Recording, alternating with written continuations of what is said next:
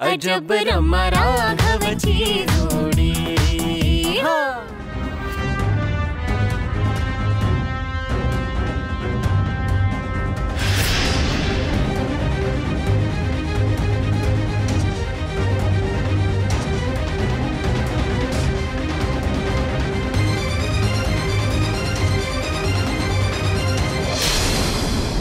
तिकडे अब्रॉडला असताना घरचं जेवण अगदी मिस केलं असेल गिरीशनी, म्हणूनच आज त्यांच्या आवडीची पालक खिचडी करते। हो अगं, कळलं ते मला, म्हणूनच मी डाळ आणि तांदूळ धुवून ठेवले। मी काय म्हणते, आपण ना कढी सुद्धा करूया, म्हणजे डाळला खूप आवडते ना, सोबत कांदा भजी सुद्धा करूया। चालेल ना, नक्की कर। खरं सांगू रमा, तुला हे असं सगळं करायला सुचतंय आणि ते करायला जमतंय हे बघून मला खूप छान वाटतंय आणि तुझं खूप कौतुकही वाटतंय।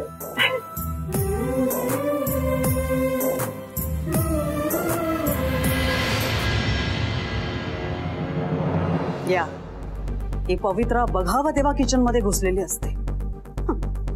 गिरीश हिला बिझनेस वुमन बनवण्याचे स्वप्न बघतो। बिझनेस वुमन म्हणे हिची मिडल क्लास मेंटॅलिटी या जन्मात तरी बदलणार नाही, आणि अनफॉर्च्युनेटली आता रमाची मेंटॅलिटी तीच झाली।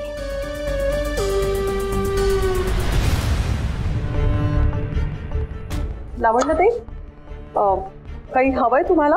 नो, काहीच नकोय। मी तुमचे आवाज ऐकले म्हणून म्हटलं बघावं काय चाललंय तुमच्या दोघींचं। आणि आज रमाई आलीये तुझ्या मदतीला। कूल, माय गुडनेस, तयारी तर खूप जोरदार चालू आहे तुमची। काय काही खास ओकेजन आहे का? ऑफकोर्स स्पेशल ओकेजन आहेच। अहो, आज गिरीश येणार आहेत ना खूप दिवसांनी, मग आजचा दिवस खासच आहे ना, म्हणून हे सगळं स्पेशल कुकिंग करणं चाललंय। गिरीश आज परत येतोय? म्हणजे त्याने तुला सांगितलं नाही? नाही, ऍक्च्युली सगळं खूपच अचानक ठरलं त्यांचं। म्हणजे त्यांचा खरं तर मला एअरपोर्टवरून अगदी निघता फोन आला होता। गडबडीत कदाचित तुम्हाला कॉल करायचा राहून गेला असेल ना? या तसंच झालं असेल, but no problem, it's okay. You both carry on, carry on, carry on. एवढे बादशा कांदे बस, ओके।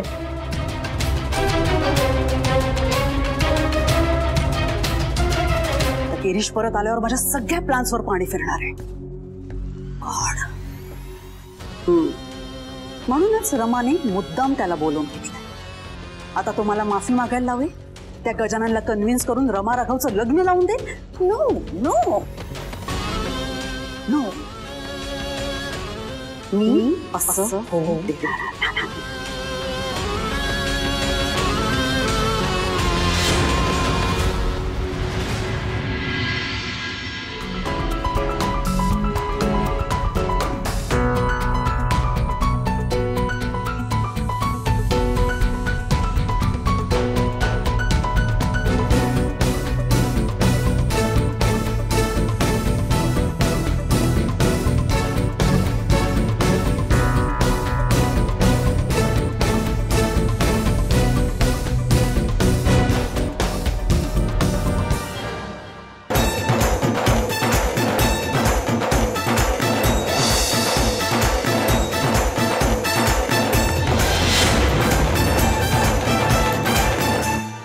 रमा, अगं तू इथे कशी काय?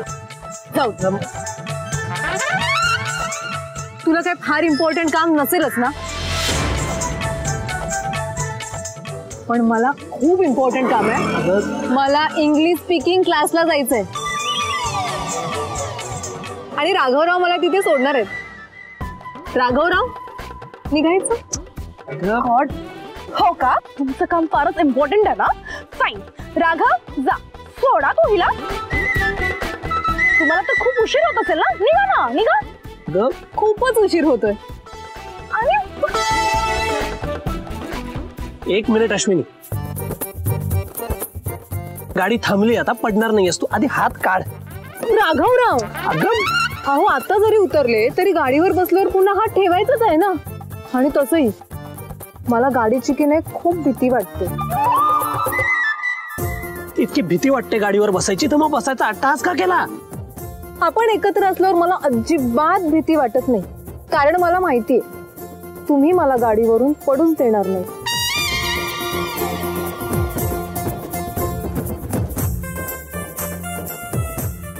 ओ गॉड, राघव तू निघ निघ बघू. रमा अगं तुला काहीतरी महत्वाचं बोलायचं होतं ना. नाही बोलायचंय, काहीच बोलायचं नाही. तुला मला दुपारी ऑफिस जवळ भेट, तिथेच बोलूया आपण. अगं मी निघते, बाय. रमा रमा ऐक ना रमा. राघवराव रमा तू थांब का निघूया जरा. ना. रमा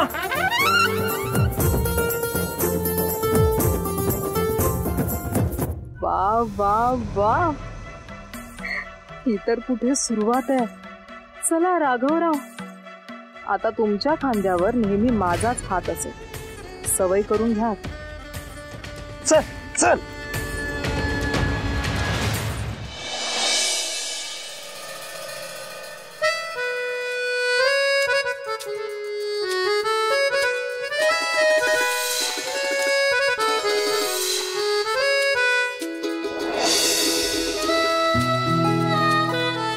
रमा राघव, तू अश्विनीला तुझ्या खांद्यावर हात ठेवूच का दिला? आणि तू काहीच बोलला कसं नाहीस?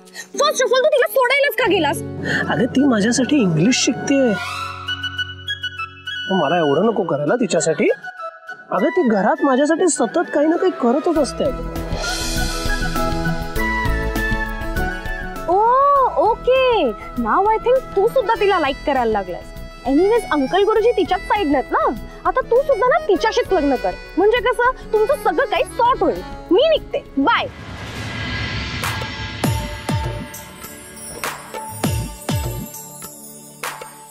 आईची लाडू, आजीची ठमी आणि मग माझी कोण? माझी होणारी अर्धांगिनी. तर होणाऱ्या अर्धांगिनी बाई. एक मिनिट, अर्धांगिनी बाई अजिबात नाही, प्लीज. मग होणारी मिसेस पुरोहित, हे चालेल? तर होणारी मिसेस पुरोहित, एक गोष्ट कायम लक्षात ठेव, तू सोडून दुसऱ्या कोणाचाही विचार माझ्या मनात येणं शक्यच नाही. आबांचा हुकूम होता म्हणून नाईलाजाने मला तिला सोडावं लागलं. पण तरी सुद्धा ती अश्विनी कशी बोलत होती? अगं ती असंच बोलते, काहीतरी बाष्कळ बालिश. तू नको लक्ष दे. पण ह्यातनं एक गोष्ट नक्कीच चांगली होईल नाही, म्हणजे अश्विनीच्या ह्या वागण्याने तुझा मराठी शब्दकोश वाढेल. नवीन शब्द शिकशील तू, म्हणजे बाष्कळ, बालिश, मूर्ख, बेजबाबदार, अविचारी. बस बस बस, कळलं मला. पण राग गेला का? हो गेला. चला देव पाहू. राघव, बरं मी काय सांगायला आले ते ऐकणारच का? हा बोल बोल. नाही, डॅड 8 दिवसांनी येणार होतं हे सांगितलं होतं ना मी तुला. हा हा, पण त्याचा प्लॅन प्रीपॉन झालाय आणि तो आजच येतोय. काय सांगते सगळं? ही किती छान बातमी आहे. हो, आणि आपल्याला या बातमीला अजून बेटर करायचंय. मी डॅडला आजच सगळं सांगणार आहे. काय आज लगेच? हो राघव, प्लीज मला आता जराही टाइम वेस्ट नाही करायचं, प्लीज.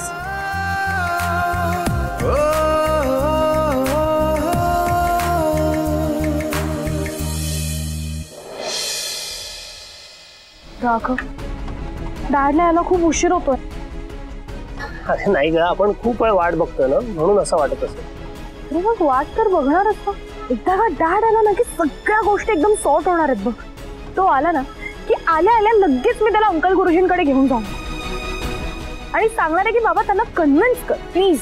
पण आधी आपण दोघं प्रेमात पडलोय हे सांगायला हवं ना तुझ्या डॅडनं. ते कुठे सांगितलं आपण?